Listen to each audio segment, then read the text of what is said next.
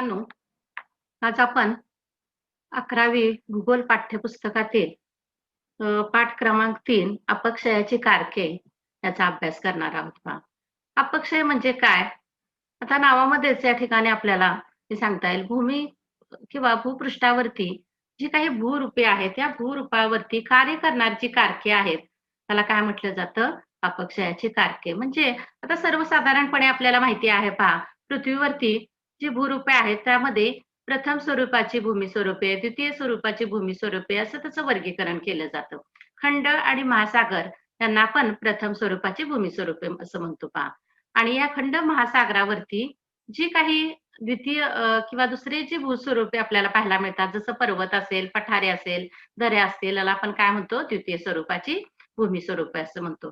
आता ही भूमी स्वरूपे आहेत, ती अनेक वर्षाच्या कालावधीमध्ये त्याच्यावरती या बाह्य कारकांचं कार्य होत असतं आणि या बाह्य कारकाच्या झिजेच्या कार्यामुळे त्या ठिकाणी त्याला एक विशिष्ट आकार प्राप्त होत असतो. आता अपक्षय किंवा अपक्षरण म्हणजे काय? तर त्या ठिकाणी झिजेला आपण अपक्षरण असं म्हणतो. आता झिजेचं कार्य करणारी जी कारकं आहेत, त्यामध्ये अनेक कारकं आपण पाहतो. कारके म्हणजे कार्य करणारी. पहा 9वी मध्ये सुद्धा आपण अपक्षयाची कारके तुम्ही अभ्यासलेली आहेत पहा. त्यामध्ये ऊन, वारा, पाऊस, नदी, हिमनदी, सागरी लाटा ही अनेक कारके आहेत, जी भूपृष्ठावरती कार्य करत असतात आणि यांचं कार्य वर्षानुवर्षे चालू असतं आणि या भूरूपावरती यांच्या कार्यामुळे किंवा यांची जी झीज करण्याचं कार्य आहे, त्या झिजेच्या कार्यामुळे आता फक्त झीजच होते असं नाही, तर झीज होते आणि त्या झालेले पदार्थ आहेत ते पुन्हा वाहून नेले जातात आणि जिथे कुठेतरी खोलगट भाग आहे, अशा खोलगट भागामध्ये त्याचं काय होत असतं? संचयन होत असतं. म्हणजे अपक्षय कार्य किंवा कारकाचं कार्य जे आहे, हे लक्षात घेताना आपल्याला त्या ठिकाणी वहन आणि संचयन ह्या गोष्टी सुद्धा विचारात घ्याव्या लागतात. म्हणजे भूपृष्ठावरती जेव्हा या कारकांचं कार्य होत असतं, तेव्हा त्या ठिकाणी भूपृष्ठाला वेगवेगळे आकार प्राप्त होत असतात. आपण ते 9वी मध्ये सुद्धा अभ्यासलेलं आहे पहा. त्यामध्ये अगदी वाळूचा दांडा असेल किंवा नदीच्या माध्यमातून आपल्याला गोलाकार वळणे निर्माण झालेली अ, कुंडलकासार सरोवर पाहायला मिळतील किंवा घळई पाहायला मिळेल किंवा अगदी पर्वतामध्ये सुद्धा त्या ठिकाणी पर्वताचे सुद्धा वेगवेगळे भू आकार त्या ठिकाणी निर्माण झालेले आपल्याला पाहायला मिळतात. म्हणजे या ठिकाणी ही जी कारके आहेत, ही कारके काय करतात? त्या भूपृष्ठावरती घर्षणाचं कार्य करतात आणि त्याच्या माध्यमातून त्या ठिकाणी भूरूपे निर्माण होत असतात. तर या भूरूपांविषयी आपण या प्रकरणामध्ये अभ्यासणार आहोत पहा. आता हे अभ्यासत असताना पहिल्यांदाच आपल्याला या ठिकाणी एक कृती दिलेली आहे पहा आणि या कृतीनेच या पाठाची सुरुवात झालेली आहे पहा. त्या ठिकाणी काय म्हटलेलं आहे पहा, सांगा पाहू. आता यामध्ये काय म्हटलंय, महाराष्ट्रातील अनेक ठिकाणांची नावे ही काही भूरूपांशी संबंधित आहेत. यातील काही ठिकाणांची नावे उदाहरणादाखल खाली दिलेली आहेत. भूरूपांसंबंधित नावे असलेली इतर स्थळे शोधा आणि ती नकाशामध्ये दाखवा. नकाशा संग्रहातील नकाशा वापरा. म्हणजे इथे आपल्याला ॲटलासचा वापर करायचा आहे, ज्याच्यामध्ये नकाशे संग्रहित केलेले असतात. भारतातील अशा उदाहरणांची यादी करा. तुम्ही मिळवलेल्या माहितीची वर्गामध्ये चर्चा करा. असं तुम्हाला या ठिकाणी सांगितलेलं आहे पहा.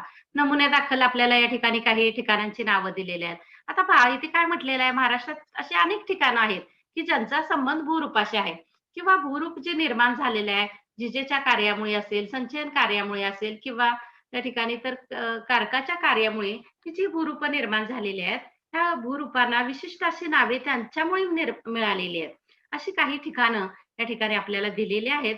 याशिवाय इतर काही ठिकाणं तुम्ही आहेत ती शोधायची आहेत आणि मग ॲटलासच्या मदतीने किंवा नकाशा संग्रहाचा वापर करून अशा उदाहरणाची यादी तुम्ही तयार करायची आहे आणि मग त्याच्यावरती वर्गामध्ये चर्चा करायची आहे.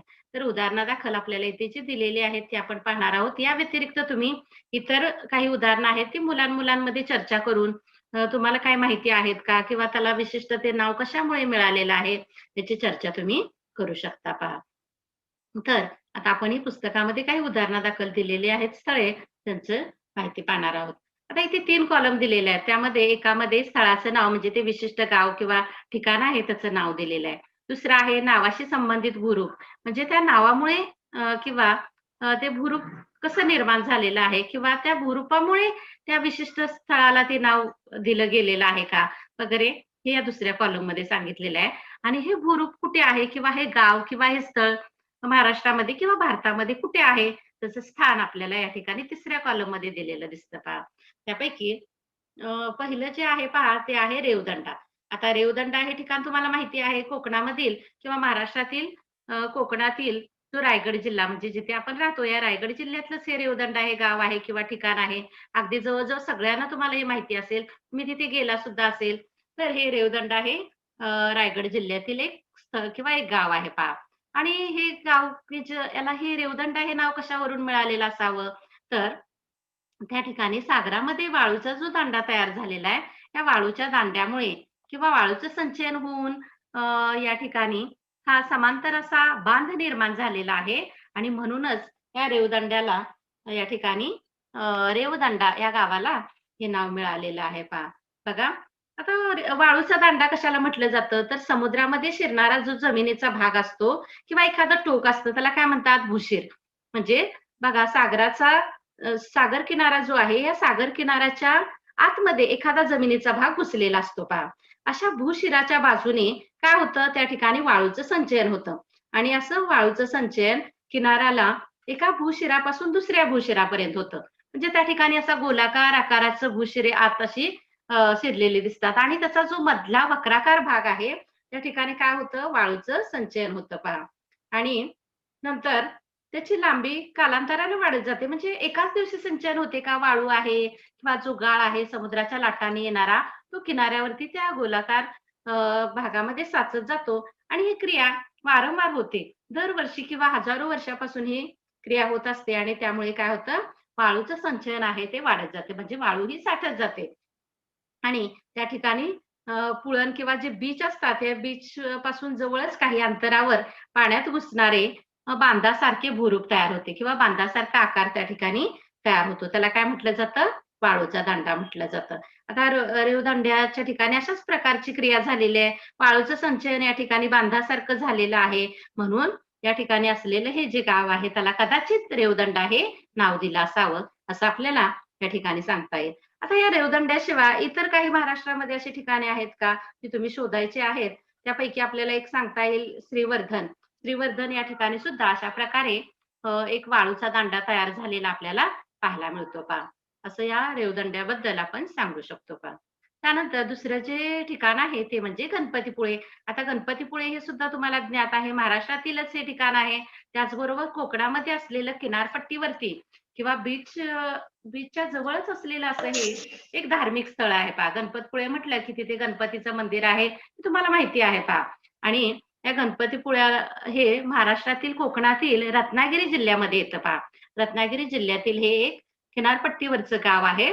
ज्याला आपण धार्मिक ठिकाण सुद्धा म्हणतो.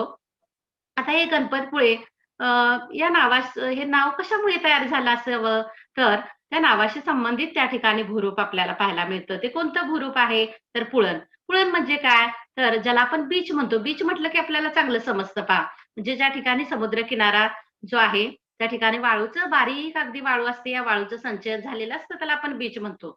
मग गणपतपुळ्याच्या ठिकाणी सुद्धा बीच आहे किंवा पुळण आहे आणि या वाळूच्या संचयनामुळे जे पुळण निर्माण झालेलं आहे त्याच्यामुळे कदाचित गणपतीपुळे याला गणपतीपुळे हे नाव दिलं असावं. गणपतीचं मंदिरही तिथे आहे.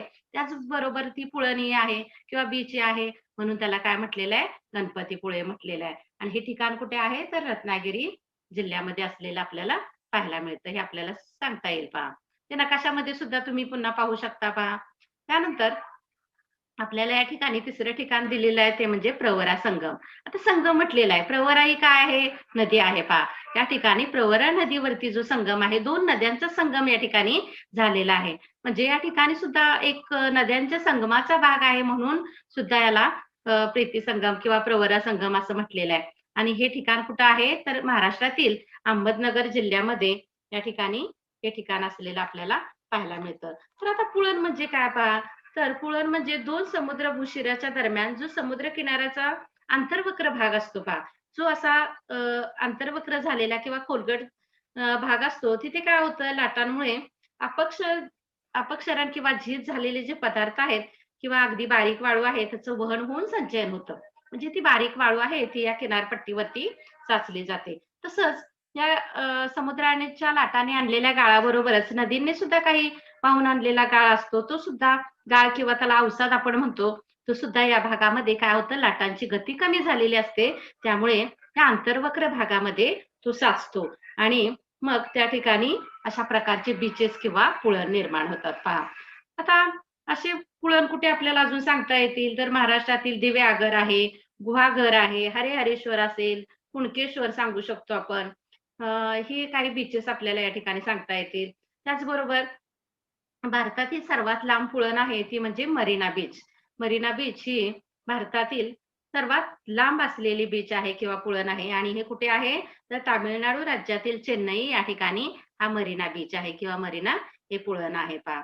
आता प्रवरा संगम या बाबतीत सुद्धा आपल्याला असे अनेक संगमाची ठिकाणे आहेत जिथे नद्या एकत्र आलेल्या आहेत किंवा नद्यांचा संगम झालेला आहे. महाबळेश्वर या ठिकाणी सुद्धा तुम्ही सांगू शकता अनेक नद्या आहेत त्या त्या 5 नद्या सॉरी 5 नद्या एकत्र आलेल्या आहेत.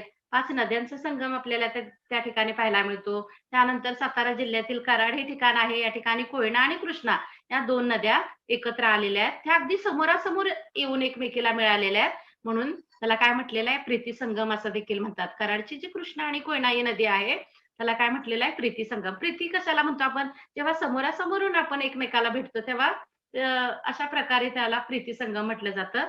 या कोयना आणि कृष्णा या नद्या सुद्धा समोरासमोर येऊन एकमेकीला मिळालेल्या आहेत किंवा भेटलेल्या आहेत म्हणून त्याला काय म्हटलेलं आहे प्रीती संगम असं म्हटलेलं आहे.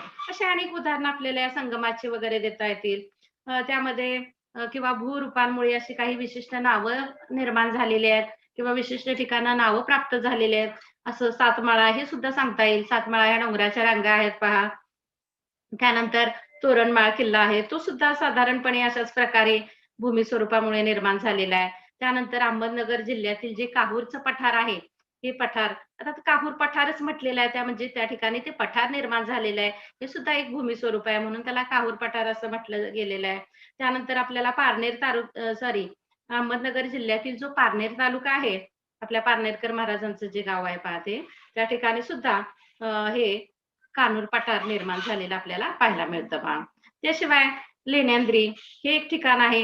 आता लेण्यांद्री म्हणजे काय तर त्या ठिकाणी लेण्यांमुळे निर्माण झालेलं किंवा त्या ठिकाणी लेणी आहेत म्हणून त्याला लेण्यांद्री असं म्हटलेलं आहे. हे गणपतीचं प्रसिद्ध असं जे 9 गणपती आहेत त्या गणपतीमधली लेण्यांद्री हे एक प्रसिद्ध असं ठिकाण आहे. अशा अनेक ठिकाणं तुम्ही त्या ठिकाणी शोधू शकता. नकाशामध्ये सहज गंमत म्हणून सुद्धा तुम्ही त्याचा अभ्यास करू शकता पहा. त्यानंतर हा इथे भाग पाहिल्यानंतर आपण याचं भौगोलिक स्पष्टीकरण पाहणार आहोत पहा. आता भौगोलिक स्पष्टीकरणामध्ये काय म्हटलेलं आहे पहा. तुम्ही पाहिले आहे की भूरूपांचा उपयोग ठिकाणांना किंवा गावांना नाव देण्यासाठी केलेला आहे. वरती आपण पाहिलं पहा देवदंडा असेल किंवा त्या ठिकाणी गणपतीपुळे असेल म्हणजे या ठिकाणी जी भूमी स्वरूपे तयार झालेली आहेत त्या भूमी स्वरूपांना अनुसरून त्या गावांना नाव देण्याचा प्रयत्न इथे केलेला आहे किंवा नावं मिळालेली आपल्याला दिसतात पहा. भूरूपे निसर्गता किंवा निसर्गात विशिष्ट प्रक्रियेद्वारे तयार होत असतात. भूरूप आपोआप तयार होतं का नाही तर निसर्गामध्ये ही असणारी जे भूरूपे आहेत त्याच्यावरती प्रक्रिया होत असते, क्रिया होत असते. ही क्रिया कोणाद्वारे होते तर बाह्य कारकांद्वारे होत असते. त्याच्यावरती क्रिया करणारी जी बाह्य कारके आहेत मग नदी, हिमनदी, सागरी लाटा असतील किंवा ऊन, वारा, पाऊस हे आपण बाह्य कारके सांगतो. त्या बाह्य कारकांचं त्याच्यावरती कार्य होतं आणि वर्षानुवर्षे कार्य होऊन त्या ठिकाणी ही भूमी स्वरूपे निर्माण होत असतात पहा. प्रदीर्घ कालखंडानंतर भूरूपे विकसित होतात. हे भूरूप एका दिवसामध्ये निर्माण होतं का? एखादं पठार असेल किंवा वाळूचा दंडा असेल किंवा पुळण असेल एका दिवसात निर्माण होतो का? नाही. हजारो वर्षाचा कालावधी त्या ठिकाणी लागत असतो. वर्षानुवर्षे त्या ठिकाणी क्रिया बाह्य कारकाची त्याच्यावरती होत असते आणि तो भाग झिजवला जात असतो आणि त्याच्यातून मग ही भूमी स्वरूपे निर्माण होत असतात पहा. नदी, सागरी लाटा, वारा, भूजल आणि हिमनदी या अपक्षरण कारकाबाबत यापूर्वी इयत्ता 9वी मध्ये तुम्ही अभ्यास केलेलाच आहे पहा. ही कारके ही माध्यमे आहेत म्हणजे या भूरूपांना झिजवण्याचं कार्य करणारी एक माध्यम म्हणून कार्य करतात पहा. आणि या कारकामुळे विदारण झालेल्या खडकांना विलग करणं, उचलणं, हलवणं, वाहून नेणं, त्याचं संचयन करणं या प्रक्रिया घडत असतात पहा. फक्त विदारणाची क्रिया घडते का? विदारण म्हणजे काय आपण मागच्या पाठामध्ये अभ्यासलेलं आहे पहा. विदारण म्हणजे खडकाची झीज होणं, खडक तुटला जाणं, फुटला जाणं त्याला काय म्हणतो आपण विदारण असं म्हणत असतो. मग हे जे खडकांचं जे विदारण होतं खडक जे तुटतात ते काय केले जातात विलग केले जातात म्हणजे ते एकमेकापासून अलग होतात पहा किंवा केले जातात. त्यानंतर ते त्याच ठिकाणी पडून राहतात का? नाही. त्यानंतर विविध माध्यमाच्या साहाय्याने ते उचलले जातात किंवा एका ठिकाणाहून दुसऱ्या ठिकाणी ते हलवले जातात. जसं पहा काही वाळूचे कण असतात, दगडगोटे असतात. हे पाण्याच्या माध्यमातून सुद्धा उचलले जातात किंवा वारा आहे तो वाऱ्याच्या माध्यमातून सुद्धा ते उचलले जातात आणि मग पुन्हा एका जागेवरून ते दुसऱ्या जागी स्थानांतरित केले जातात म्हणजे हलवले जातात. आता पहा पाणी सुद्धा काय करतं आपल्याबरोबर दगडगोटे आहेत ते वाहून नेत असतं. वारा सुद्धा अ, या ठिकाणी उचलण्याचं किंवा हलवण्याचं कार्य करत असतं किंवा वाहून नेण्याचं कार्य करत असतं. आता वाऱ्याचं कार्य विशेषतः कुठे प्रभावी असतं? तर ज्या ठिकाणी अडथळे कमी आहेत, अशा ठिकाणी वारा हा प्रभावीपणे कार्य करत असतो. म्हणजे आता वाऱ्याचं कार्य विशेषतः आपल्याला जास्त प्रमाणात कुठे आढळतं? तर वाळवंटी प्रदेशात. बघा, जे वाळवंटी प्रदेश आहेत त्या ठिकाणी झाडे कमी असतात किंवा इतर अडथळे कमी असतात. साहजिकच काय होतं त्या ठिकाणी मग हे वाऱ्याचं कार्य प्रभावी असतं. वारा अतिशय वेगाने वाहत असतो. मग साहजिकच या वाऱ्यामध्ये प्रचंड ताकद असते आणि त्यामुळे लहान वाळूचे कण त्याचबरोबर मोठे दगडगोटे सुद्धा काही उंचीपर्यंत वाहून नेण्याचं कार्य वारा या ठिकाणी करत असतो पहा. आणि मग ही जी माध्यमे आहेत, वारा असेल, जल आहे किंवा ज्याला नदी म्हणतो आपण किंवा अगदी हिमनदी सुद्धा. हिमनदी सुद्धा आपल्याबरोबर काही पदार्थ वाहून नेत असते. हे वाहून नेलेले पदार्थ आहेत ते एखाद्या विशिष्ट प्रदेशामध्ये जिथे खुलकट भाग असतो किंवा सखल भाग असतो, अशा सखल भागामध्ये काय होतं, त्याचं संचयन होतं. संचयन म्हणजे काय? साठण्याची क्रिया होते. आणि या संचयनाच्या क्रियेमधून त्या ठिकाणी मग काही भूमी स्वरूपे सुद्धा तयार होत असतात पहा. आणि त्यामुळे अपक्षरणाची आणि संचयनाची वेगवेगळी भूमी स्वरूपे त्या ठिकाणी तयार होताना आपल्याला दिसतात पहा. आता काही प्रक्रिया सर्व कारखान्यांमध्ये समान असतात, परंतु काही ठराविक प्रक्रिया विशिष्ट कारखान्यांमुळेच घडतात. बघा आता कारखे जरी कार्य करत असली, तरी सर्वच कारखान्यांमुळे या प्रक्रिया घडतात असं आपण म्हणतो. म्हणजे अगदी वारा असेल, हिमनदी असेल किंवा त्या ठिकाणी सागरी लाटा असतील, ही सगळी कारखे कार्य करत असतात. त्यांचं कार्य समान असतं. म्हणजे खोदण्याचं किंवा उत्खनन करण्याचं, खनन कार्य करण्याचं कार्य समानच आहे. परंतु काही ठराविक प्रक्रिया आहेत, त्या ठराविक घटकांमध्ये आपल्याला दिसतात. म्हणजे सर्वच कारखान्यांमुळे त्या ठिकाणी संचयन होईल किंवा सर्वच कारखान्यांमुळे त्या ठिकाणी वहनाची क्रिया होईल असं आपल्याला नाही सांगता येत. म्हणजे विशिष्ट कारखान्यांमुळे हे विशिष्ट प्रकार घडत असतात. आता